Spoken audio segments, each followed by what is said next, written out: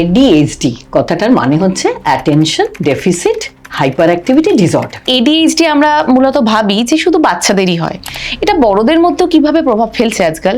Attention deficit তার সঙ্গে ইম্পালসিভিটি, আর কারোর হতে পারে তিনটেই, অ্যাটেনশন ডেফিসিট হাইপার অ্যাক্টিভিটি ইম্পালসিভিটি। অনেকেই একটা কাজ শুরু করবেন ভাবছেন, কিন্তু সে কাজটা শুরু করে উঠতে পারেন না। এটা আমার করা খুব দরকার, this is important for me, কিন্তু আমি কিছুতেই করছি না। কেউ খুব অল্পতেই রেগে গেল, আবার খুব ছোট একটা জিনিসে খুব কষ্ট পেয়ে গেল। খুব দ্রুত ডিসিশন নিয়ে কাজটা করে ফেলছি, এবং এটা অনেক সময় আমার ফিনান্সিয়াল ম্যানেজমেন্টেও হতে পারে।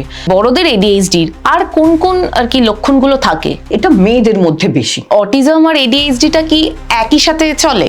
সেলফ টেস্ট, যেটা একজন নিজেই বুঝতে পারে যে আমি আমার এডিএইচডির লক্ষণগুলো রয়েছে, অনেকেই না বলতে পারে না। কি করে না বলাটা শিখতে হবে?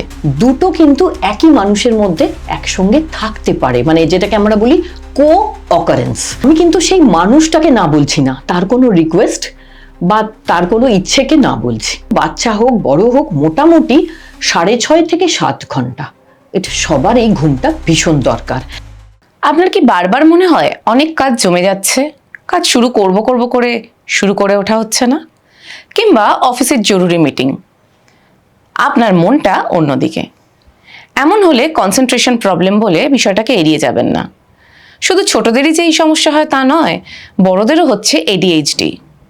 দ্য ওয়াল আরোগ্যর নতুন হেলথ টকে আমি জিনিয়া, আমার সঙ্গে রয়েছেন আর.জি. কর মেডিকেল কলেজের সাইকিয়াট্রি বিভাগের প্রধান doctor Payel Talukdar. Welcome madam. ধন্যবাদ। ম্যামের কাছে আমার প্রথম প্রশ্ন, সেটা হচ্ছে যে এডিএইচডি আমরা মূলত ভাবি যে শুধু বাচ্চাদেরই হয়, এটা বড়দের মধ্যেও কিভাবে প্রভাব ফেলছে আজকাল? এডিএইচডি কথাটার মানে হচ্ছে attention deficit hyperactivity disorder, full ফর্মটা।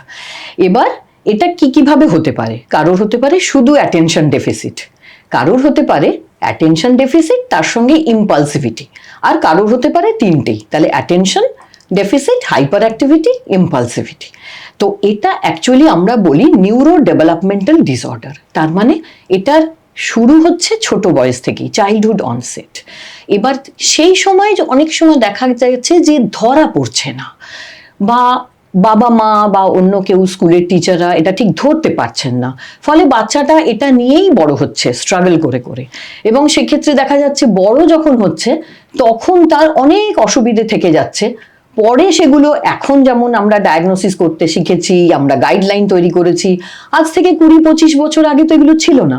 এবং আমরা এটা দেখি অনেক সময় বাচ্চারা আসে যখন, তখন আমরা তাদের যখন বাবা মার হিস্ট্রিটা নিই, কারণ these are highly heritable disorder, ফ্যামিলিতে রান করে, তখন দেখা যাচ্ছে তার বাবা মা বলছে কেউ একজন কারুর, তখন উনি বলছেন হ্যাঁ আমার তো এগুলো খুব হতো, আমি ছোটবেলায় অনেক এইটা নিয়ে স্ট্রাগল করেছি, আমি চেষ্টা করেছি, আমি আমার নিজের ভুল শোধরানোর চেষ্টা করেছি, কিন্তু আমাকে কেউ হেল্প করেনি, আর আমার বাবা মার পক্ষেও সম্ভব হয়নি এগুলো বোঝা, তখন তো এগুলোর কোনো ট্রিটমেন্ট ছিল না। তো সেই জায়গাটা হচ্ছে এটা শুরু হলো ছোটবেলা থেকেই, তারপরে বয়ঃসন্ধি অ্যাডোলেসেন্স পেরিয়ে এটা অ্যাডাল্টহুডেও ঢুকে গেল, যেটাকে আমরা বলি অ্যাডাল্ট এডিএইচডি। অনেক ক্ষেত্রেই আমরা দেখি অনেকেই একটা কাজ শুরু করবেন ভাবছেন, কিন্তু সে কাজটা শুরু করে উঠতে পারেন না, কিংবা কোনো কাজ সময় শেষও করতে পারেন না। এই যে বিষয়টা, এটা কি একটা এডিএইচডি আছে একজনের, সেটাই নির্দেশ করে? এটা নিয়ে এখন খুব চর্চা হচ্ছে সোশ্যাল মিডিয়ায়, প্রোকাস্টিনেশন কথাটা বাংলা করলে হয়তো দেখা যাবে যে বিলম্ব করা, বা আমরা একটা কথা খুব ইউজ করি গড়িমসি।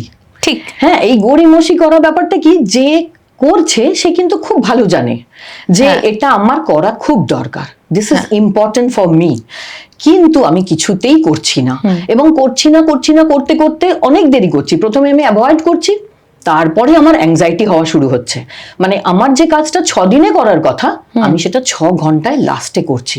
তার মানে কি, আমার সেই সময়টা কাজটাও অত ভালো হচ্ছে না, লাস্টে আমার প্রচন্ড অ্যাংজাইটি হচ্ছে। এই জায়গাটা কিন্তু এই জিনিসগুলো এডিএইচডি তে কিন্তু খুব বেশি হয়, এবং আমরা অ্যাডাল্ট এডিএইচডি তে এগুলো পাই কেন না, তখন আমাদের জীবনটা অন্যরকম, স্কুল কলেজ ইউনিভার্সিটির পাঠ শেষ, তখন অনেকটা সময় আমাদের প্রায়, তখন আমরা 25-এর উপরে বয়স, কেউ 30 ক্রস করেছি, তখন আমরা দেখি আমাদের বাড়ির একটা প্রেশার, ফ্যামিলির প্রেশার, কাজের জায়গার প্রেশার, সেখানে আমার অ্যাসাইনমেন্ট আছে, আমার ডেডলাইন আছে, আমাকে এই টাইমের মধ্যে এটা জমা দিতে হবে, তখন এই প্রোকাস্টিনেশনটা কিন্তু খুব সমস্যা তৈরি করে দেয়, এবং এটা অ্যাডাল্ট এডিএইচডির একটা খুব ইম্পর্টেন্ট এরিয়া। অনেক ক্ষেত্রে এটাও দেখা যায় কেউ খুব অল্পতেই রেগে গেল, আবার খুব ছোট একটা জিনিসে খুব কষ্ট পেয়ে গেল। এই যে একটা আবেগপ্রবল হওয়া, এটাকে আমরা অনেক সময় খুব অনেককে আবেগী বলে থাকি, কিন্তু সেটা কি একটা অসুখকে মানে এটা কি একটা অসুখ? এটাকে আমরা অনেক সময় বলি চট করে রেগে যাওয়া, যে ব্যাপারটা ইম্পালসিভ হয়ে যাওয়া। তো এই ইম্পালসিভিটি আমি যখন যেটা বললাম না, এডিএইচডির একটা কম্পোনেন্ট হচ্ছে ইম্পালসিভিটি। এবার এই ইম্পালসিভিটি অনেকভাবে আসতে পারে। মানে একটা বাচ্চা যখন ইম্পালসিভ হয় তখন দেখা যায় তাকে স্কুলে লাইনে দাঁড়াতে বলা হয়েছে, সে কিছুতেই লাইনে দাঁড়াবে না, সে লাইন ছাড়িয়ে চলে যাচ্ছে। তাকে মিস ক্লাসে একটা পড়া জিজ্ঞেস করছে, অ্যান্সার মানে তার কোয়েশ্চেনটা শেষ হওয়ার আগেই সে অ্যান্সারটা দিয়ে ফেলছে। আচ্ছা, এইবার বড় হয়েও সেটা কি হচ্ছে যে আমি অন্য একজন কথা বলছে, আমি তার কথার মধ্যে ঢুকে পড়লাম। এমনি হয় যেটা এডিএইচডিরা একটু মানে এই ধরনের মানুষরা একটু বেশি কথা বলে। হ্যাঁ, বেশি কথা বলে, ফলে হচ্ছে কি বেশি কথা বলতে গিয়ে অনেক সময় একটু মানে অন্যরকম কথা হয়ে যায়, যেটা হয়তো যাকে বলছে তার পছন্দ নাও হতে পারে। আচ্ছা। এবার সে হয়তো সেই কারণে রেগে গেল, রেগে গিয়ে একটা রিয়াকশন করলো, সেটা তার ভালো লাগলো না, সেটা সে কন্ট্রোল করার চেষ্টা করে। এবং এই ইম্পালসিভিটিটা যেমন কথা বলার ক্ষেত্রে হয়, কাজের ক্ষেত্রেও হয়। আমি হট করে এমন একটা কাজ করে ফেললাম, আমি ভাবলাম না। মানে ইম্পালসিভিটি ব্যাপারটা কি, যে আমি পরবর্তী কি কি খারাপ ক্ষতি হতে পারে সেটা ভাবছি না, না ভেবেই খুব দ্রুত ডিসিশন নিয়ে কাজটা করে ফেলছি।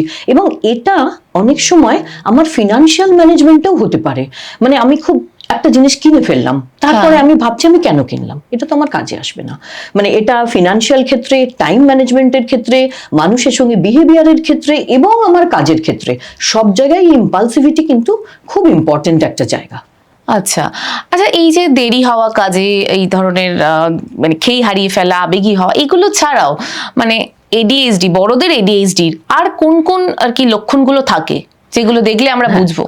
এবার এটা হচ্ছে যে ইনঅ্যাটেন্টিভনেস, আমরা এটাই খুব আগে থেকে হাইলাইট করতে চাই, যে ইনঅ্যাটেন্টিভনেস শুধু কিন্তু থাকতে পারে, সেটাও এডিএইচডি, টাইপ অফ এডিএইচডি। আচ্ছা। এবং এটা দেখা গেছে অদ্ভুতভাবে এটা মেয়েদের মধ্যে বেশি। আচ্ছা, শুধু ইনঅ্যাটেন্টিভ মানে তার কিন্তু হাইপার অ্যাক্টিভিটি নেই, হ্যাঁ, তার ইম্পালসিভিটিও নেই, শুধুই একটাই। ইনঅ্যাটেন্টিভ মানে কি, সে ক্লাসে বসে আছে, ছোট বাচ্চা যে হয়তো মিডল স্কুলে পড়ে, সে তাকে মিস হয়তো পড়া দিয়েছে, লেখা দিয়েছে, সে জানলার দিকে তাকিয়ে ডে ড্রিমিং করছে। তাকে একটা এক পাতা কি দু পাতা লিখতে হবে, সে 2-4 লাইন লিখে ছেড়ে দিয়ে বসে আছে। আচ্ছা, তার একটা কাজ আছে যেটার কিছু পরপর স্টেপ আছে, ডিসঅর্গানাইজেশন যেটাকে আমরা বলি, যে একটা কাজ করতে গেলে তাকে কিছু কিছু ছোট ছোট স্টেপে ভাগ করে নিতে হয়, তারপরে সেই কাজটা করতে হয়। সেটা সে পুরো করতে পারলো না, সেখানে কিছু ভুল ভ্রান্তি হয়ে গেল। অঙ্ক করতে গিয়ে রাফ থেকে আবার ফেয়ারে তুলতে গিয়ে ভুল হয়ে গেল। This are very common. এবং এইটা কিন্তু অনেক সময় অ্যাড্রেসড হয় না। কেন অ্যাড্রেসড হয় না? যখন একটা বাচ্চা হাইপার অ্যাক্টিভ থাকে না, তখন সে কি করে, বাচ্চা হোক বড়ই হোক, ছটপট ছটপট করতে থাকে, ক্লাসে এখান থেকে ওখানে যাচ্ছে, একটা কি হয়, ডিসরাপশন তৈরি হয়ে যায় ক্লাসের মধ্যে। একটা এডিএইচডি বাচ্চা থাকা মানে মানে মিস ওকে নিয়েই ব্যস্ত হয়ে যায়, এই তুমি বসো, উঠছো কেন, বেরিয়ে যাচ্ছ কেন, ওকে ডিস্টার্ব করছো কেন। কিন্তু একজন ইনঅ্যাটেন্টিভ বাচ্চা, তার কিন্তু শুধু নিজেরই অসুবিধা হয়, তার অসুবিধাটা আর কেউ বুঝতে পারে না, কারণ সে লিখছে না, জানা জিনিস করে আসছে না, সেটার জন্য বকা খাচ্ছে। সেটার জন্য কিন্তু সে ট্রাইও করে, নিজেকে মডিফাই করার চেষ্টা করে, কারেক্ট করার চেষ্টা করে, আরো বেশি সময় পড়ার চেষ্টা করে। সেই জন্য এটা না কারোর চোখে পড়ে না। এবার এইটাই যখন আস্তে আস্তে তার অ্যাডাল্টহুডে চলে গেল, তখন দেখা যাচ্ছে তার অফিসের কাজে অসুবিধে হচ্ছে, বাড়ির কাজে প্রবলেম হচ্ছে, সেই জায়গাগুলো না পুরো ম্যানেজ করতে পারছে না, খুব ইম্পর্টেন্ট জিনিস ভুলে যাচ্ছে, কোথায় চাবি ফেলে দিল, কোথায় মোবাইল রেখে চলে এলো। ইভেন এটাও হয় যে ইন্টারভিউ ডেট ভুলে গেছে, পরের দিন ইন্টারভিউ দিতে গেছে, এটাও হয়।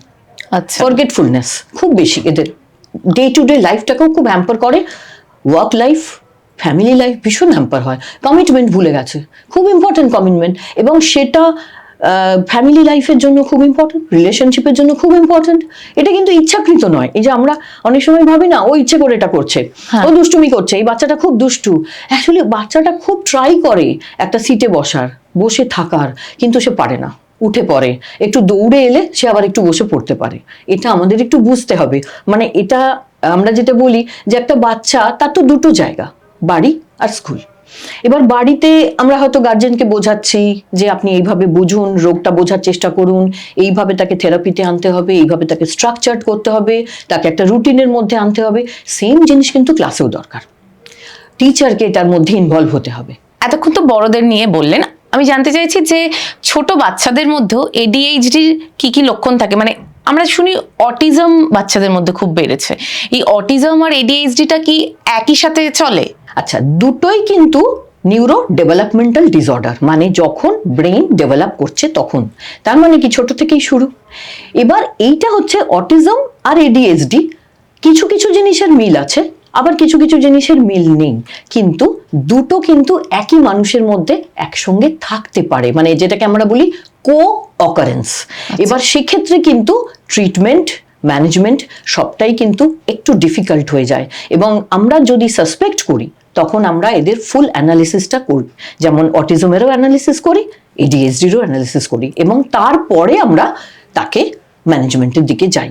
অনেক সময় মানে দেখি বড়দের মধ্যে একটা প্রবণতা থাকে, আপনি যেগুলো বললেন এডিএইচডি হলে যেগুলো হয়, ফ্যামিলিতে ঠিকঠাক গুছিয়ে সবকিছু করে উঠতে পারে না এবং আরো অন্যান্য কিছু, তার মধ্যে আর একটা জিনিসও দেখি অনেকেই না বলতে পারে না। কি করে না বলাটা শিখতে হবে? এটা শুধু এডিএইচডি বলে নয়, এটা আমাদের প্রত্যেকেরই জীবনে খুব কাজে লাগে। এবার ব্যাপারটা হচ্ছে, প্রথমে একটা জিনিস বুঝতে হবে, আমি যাকে না বলবো বা বলতে হবে সে হয়তো আমার খুব পরিচিত প্রিয়জন, বাড়ির লোক, হ্যাঁ, বা বন্ধু, অনেক কেউ হতে পারে অফিস কলিগ। দুটোকে আলাদা করতে হবে। আমি কিন্তু সেই মানুষটাকে না বলছি না, তার কোনো রিকোয়েস্ট বা তার কোনো ইচ্ছেকে না বলছি, এবং আমাদের সেটা ঠিক করে নিতে হবে যে আমরা না বলবো। এবার আমাকে সেটা কনফিডেন্টলি সেটা বলতে হবে, এবং বলার সময় তাকে সেইভাবে বলতে হবে যে দেখো, আমি বুঝতে পারছি তোমার এটা খুব দরকার, মানে অ্যাজ ফর এক্সাম্পল বলছি যে তোমার এটা খুব দরকার, কিন্তু আমি না পারছি না এখন। এবার যেটা বলা হয় যে কারণ, আপনি বলতেও পারেন নাও পারেন। যদি আপনার মনে হয় যে আমার এই মুহূর্তে এই অসুবিধাটা আছে তাই আমি পারছি না, আমি হয়তো নেক্সট টাইম তোমাকে হেল্প করব, এই জায়গাটা খুব বেশি, আমরা যেটা বলি খুব বেশি ক্ষমা চাওয়ারও দরকার নেই যে আমি পারলাম না ভাই, আমি ভেরি সরি, এত কিছু বলার দরকার নেই। আবার যে অনেক কারণ দেখানো, দেখো আমার এই এই কারণ, এই এই জন্য আমি পারছি না, এত কিছু বলার দরকার নেই। এইগুলো বললে আরো প্রবলেম হয়। হ্যাঁ, আর এটাও বলার দরকার নেই যে আমি একটু ভেবে দেখছি, আমার যখন না বলতে হবে তখন কিন্তু বলতে হবে, এই জায়গাটা। যেমন আমি একটা এক্সাম্পল দিই, খুব কমন, একটা পার্টি সেটিং এ অনেকে ড্রিঙ্ক করতে চায় না, বা সে জানে আমার কিছু সমস্যা হয়ে যাবে, কিন্তু এমন একটা ব্যাপার, এমন বন্ধু, এমন গ্যাদারিং, ভীষণ রিকোয়েস্ট আসছে। তো এক্ষেত্রে আমরা যেটা বলি, আপনি শুধু জাস্ট একটা কথা বলে দেবেন যে I am not a drinker. আচ্ছা, শুধু এই কথাটা বলে দিলে আমার মনে হয় না আর কেউ খুব বেশি রিকোয়েস্ট করবে। মানে এটা যদি সে বলতে চায় আমি না জানিস তো এইরকম খেয়েছিলাম, তারপরে আমার এই হয়েছিল, ওই প্রবলেম, এগুলো বলতে গেলেই মুশকিল হবে। Just simply I am not a drinker, এইটুকু বলে ছেড়ে দিলে, মানে এটা হলো কি, আমি খুব পোলাইটলি বললাম, কোনো হার্শনেস নেই তার মধ্যে, খুব রেসপেক্টফুলি বললাম, এটা হচ্ছে না বলাটার মধ্যে এটাও থাকবে, আমার অ্যাসার্টিভনেস থাকবে, কিন্তু যেন পোলাইটনেসটা নষ্ট না হয়। আমি খুব রুডলি বলবো না, কিন্তু খুব সুন্দর করে কথাটা বলবো, যাতে যাকে বলবো তার খারাপ লাগবে না, কিন্তু তারপরে সে দ্বিতীয়বার আমাকে আর রিকোয়েস্ট করবে না। আচ্ছা, ছোটদের তো ঘুমেরও প্রবলেম হয় শুনেছি এডিএইচডি, বড়দের মধ্যেও কি অনেক, মানে এখন তো ট্রেসের জন্য বলে সবার ঘুম হচ্ছে না, এই ট্রেস কখন কখন এডিএইচডি এটা বুঝবে কি করে একজন?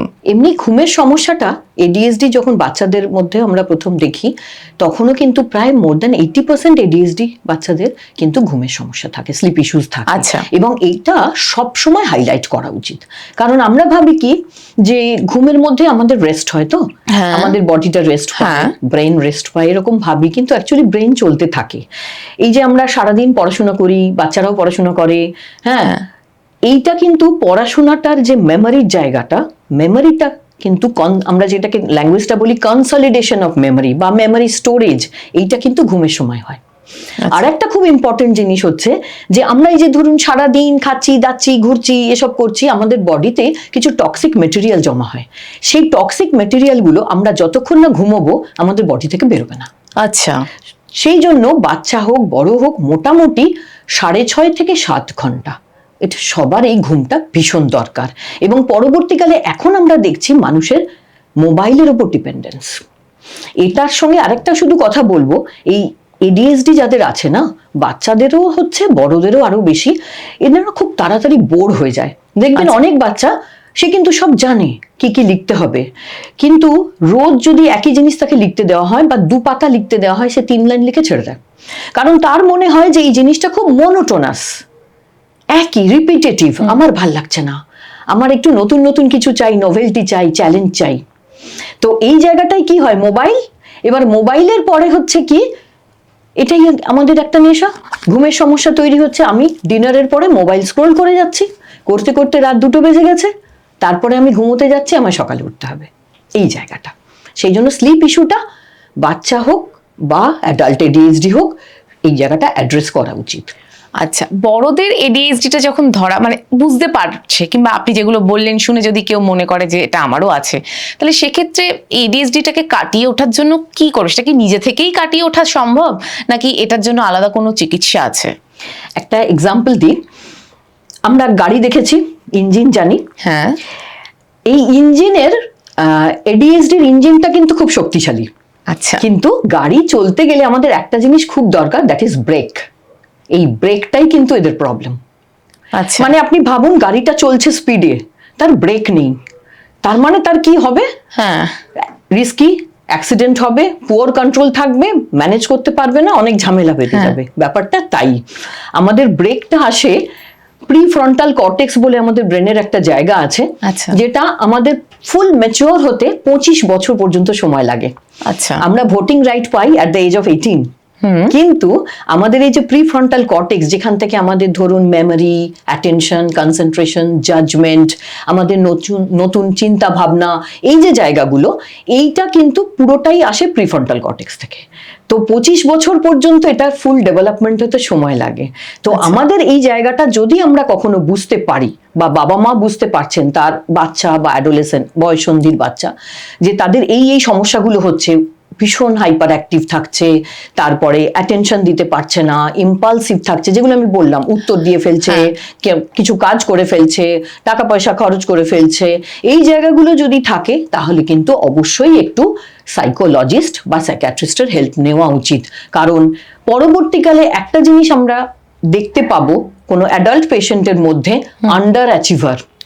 আপনি হয়তো এটা দেখেছেন, বা আমরা যদি একটু খেয়াল করি যে আমাদের মধ্যে এরকম অনেক মানুষ আছেন যাদের অনেক পোটেনশিয়াল আছে, বুদ্ধি অনেক বেশি, কিন্তু তারা তাদের কেরিয়ারে সেই জায়গাটা পৌঁছতে পারেননি।